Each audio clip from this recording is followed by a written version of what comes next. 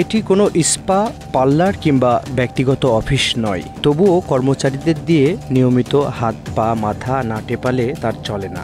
মাঝে মাঝেই রাজধানীর জনগুরুত্বপূর্ণ স্বাস্থ্যসেবামূলক প্রতিষ্ঠান Bangladesh association for voluntary sterilization হাসপাতাল তথা BAVS হাসপাতালে আসে উপপরিচালক অর্থ নজরুল ইসলামের মা ও আত্মীয় স্বজন।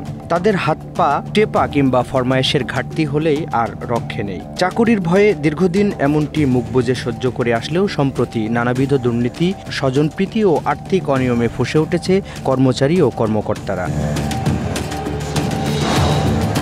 মিরপুর ২ নম্বরে অবস্থিত প্রতিষ্ঠানটির অনেক কর্মকর্তা কর্মচারী ৭ মাস যাবৎ বেতন ও সুবিধাদি না পেলেও নজরুল ইসলাম এ প্রতিষ্ঠান থেকে অগ্রিম সরিয়েছেন লক্ষ লক্ষ টাকা। রাজনৈতিক প্রভাব বিস্তার ও ভয়ঙ্কর সিন্ডিকেট করে একক নিয়ন্ত্রণে রেখেছিলেন প্রতিষ্ঠানটিকে। নজরুলের স্ত্রী গাজীপুর সদরের মহিলা আওয়ামী লীগের সাংগঠনিক সম্পাদক হওয়ার সুবাদে স্বাস্থ্য দপ্তরেও ছিল তাদের ব্যাপক প্রভাব। আমাদের কিছু দাবি দেওয়ার কথা বলেছিলাম, তার ভিতরে অন্যতম দাবি দেওয়া ছিল প্রতিষ্ঠানকে রাজস্ব খাতে অন্তর্ভুক্তকরণ করতে হবে এবং ৭ মাস হয়ে গেছে প্রায়, আমাদের বকেয়া বেতন ভাতা পরিশোধ করতে হবে। সম্প্রতি প্রতিষ্ঠানটিতে কর্মরত শত শত কর্মচারীর অনাস্থা ও ফ্যাসিবাদী কায়দায় প্রতিষ্ঠান পরিচালনার বিরুদ্ধে লিখিত অভিযোগের কারণে সাময়িক বরখাস্ত হয় নজরুল। বেপরোয়া নজরুল প্রতিষ্ঠানে আন্দোলন দমাতে নিজ কক্ষে আগ্নেয়াস্ত্র সহ দেশীয় অস্ত্রশস্ত্র, চাইনিজ কুড়াল, লাঠিসোঁটা জমা করেছিল হাসপাতালে। গোপন সংবাদের ভিত্তিতে মিরপুর মডেল থানার একটি চৌকস পুলিশি টিম ও গোয়েন্দা সংস্থার যৌথ অভিযানে গত ১০ তারিখে অস্ত্র উদ্ধার হলেও অদ্যাবধি মামলা না হয় ভয়ে দিন পার করছে কর্মকর্তা ও কর্মচারীরা।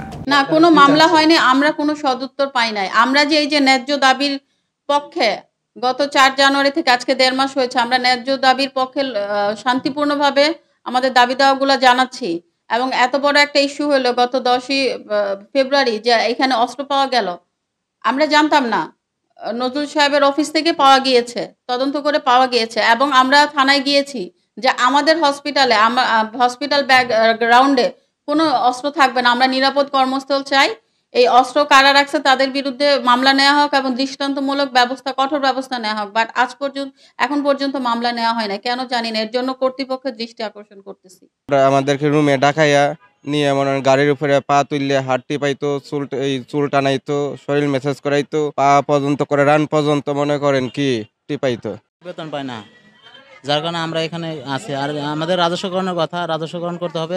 রাজস্বকরণ না করা পর্যন্ত আমাদের কর্মসূচি চালিয়ে যাবে।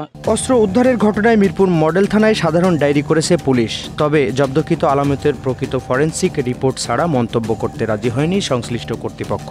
প্রতিষ্ঠানের একটি নোহা মাইক্রো বাস নিলাম ডেকে ভাতিজা মওদুদ আহমেদকে মাত্র ৬০,০০০ টাকায় বিক্রয়।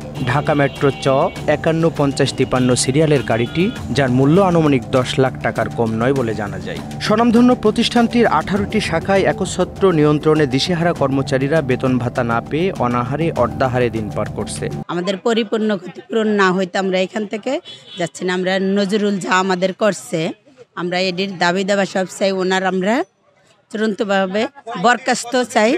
এখানে আমরা ৭ মাস ধরে বেতন পাই না এবং আমাদের কোনো বেতন দেওয়া হচ্ছে না, আমাদের কোনো গুরুত্ব প্রশাসক নিচ্ছে না এবং বললে সে উল্টো আমাদের চাকরি খাবে, চাকরি দিয়া নট করে দেবে, বাইর করে দেবে, বহিষ্কার করবে, সবারই হুমকি দিচ্ছে।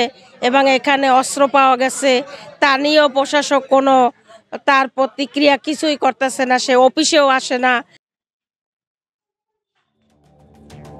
নজরুল একা নয়, তার সহোদর মোহাম্মদ ইমামুল ইসলাম শাহিন নোয়াখালী শাখার হিসাব রক্ষণ কর্মকর্তা। আপন দুভাইয়ের রামরাজত্বে একে একে নিয়োগ হয়েছে বন্ধু আনোয়ার হোসেন। পদ না থাকার পরও ২০২৩ সালে পিও হিসাবে পদায়ন। ভাতিজা মোহাম্মদ রাকিবুল হাসান হয়েছেন যশোর শাখার অফিস সহকারী।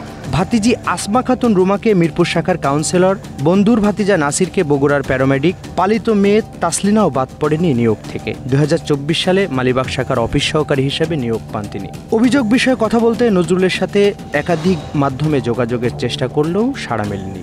অন্তবিহীন এমন অভিযোগের ফিরিস্তি টেনে আপনাদের ধৈর্যচ্যুতি ঘটাবো না। সেবাদানকারী স্বনামধন্য প্রতিষ্ঠানটি দেশের স্বাস্থ্য খাতে দীর্ঘদিনের সফলতার গল্প থাকলেও সরকারি পর্যাপ্ত সুবিধা ও রাজস্বকরণের সমস্যার পাশাপাশি নজরুলের মতো রক্ষকই যখন ভক্ষক হয়, দুর্দশা ঘোষাতে কর্মচারীরা যাবে কোথায়? ভুক্তভোগী কর্মকর্তা ও কর্মচারীদের দাবি, ফ্যাসিস্ট দোসর নজরুলের যথাযথ শাস্তির মাধ্যমে ফিরে আসুক হারানো ঐতিহ্য।